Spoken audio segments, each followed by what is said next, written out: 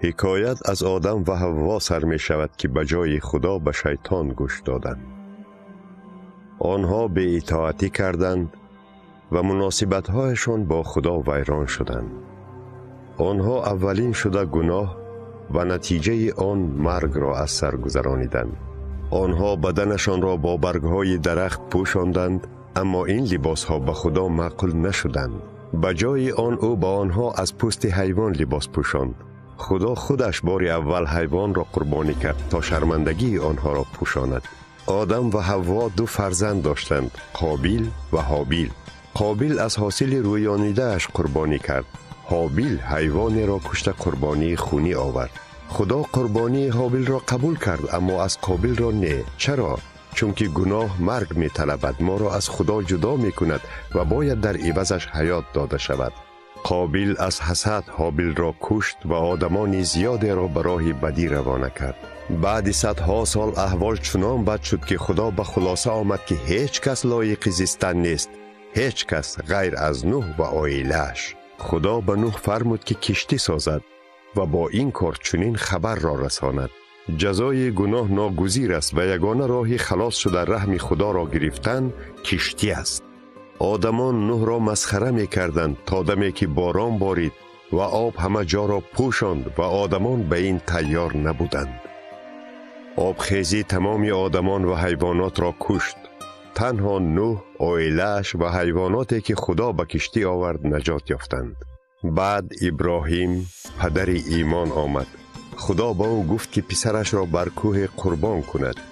ابراهیم غمگین شد، اما به خدا اطاعت کرد. او ایمانش را در عمل نشان داده پسرش را به کوه موریا برد. اما همین که ابراهیم پسرش را کشتنی شد، خدا او را باز داشت و به جای پسرش حیوانی را پیشکش کرد. حیوان به جای پسری او شد و جانش را خرید.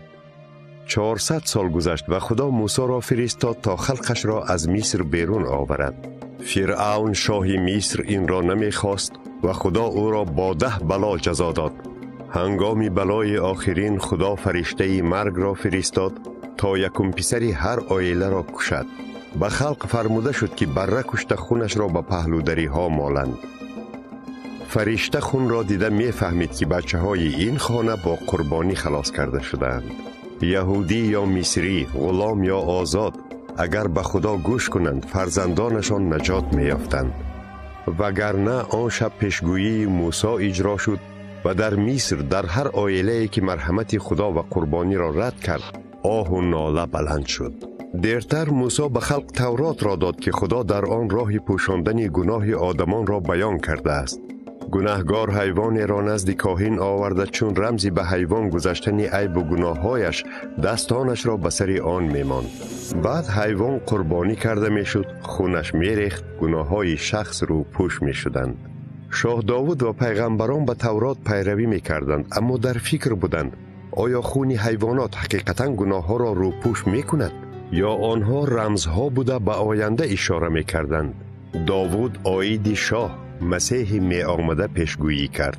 او از نسل شاه داوود بوده، در قدرت حکمرانی خواهد کرد، اما خاکسار و رحمدل خواهد بود.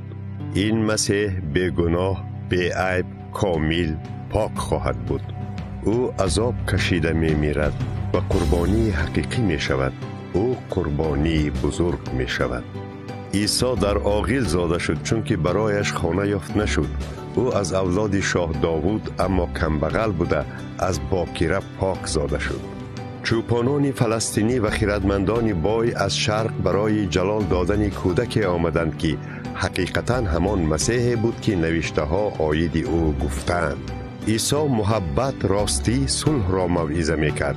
او دریدگری خاکسار اما فیلسوف عالی جناب بود.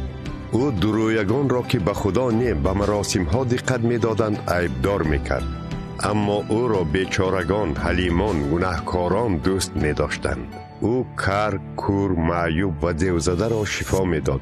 او حتی مرده ها را زنده می کرد. مردی بیخانه، استاد آوارگرد که دوستداران خدا را به حیات پره دعوت می کرد. عیسی خدا را پدر نامیده نشان می داد که خدای توانا آدمان را چون پدر دوست می دارد. خدا خواست با آدمان چون با فرزندان مناسبت کند، اما یک مشکلی بود: آنها گناهکار و خدا پاک است. گناه های انسان ها از آدم سر کرده آنها را از خدا جدا کرده بود. او می دانست که برای برگرداندن آنها چی باید کند. یحیای غوطه‌گر عاید عیسی گفت: اینک بره خدا که گناه جهان را می بردارد. عیسی مسیح بود که انتخاب شده بود تا قربانی بزرگ شود. او که بی گناه، پاک، کامل و راستکار بود، باید مزد گناه را می داد. بی عیب در عوض عیب داران، مقدس در عوض آدمان گناهکار. او این را برای آن کرد که مزد گناه آدمان را داده آنها را از گناه آزاد کند و مناسبت‌های خوب را با خدا که آدم از دست داده بود برقرار کند. عیسی در صلیب نه با دست یهودیان یا رومیان، بلکه با دست خدای پدرش قربانی شد.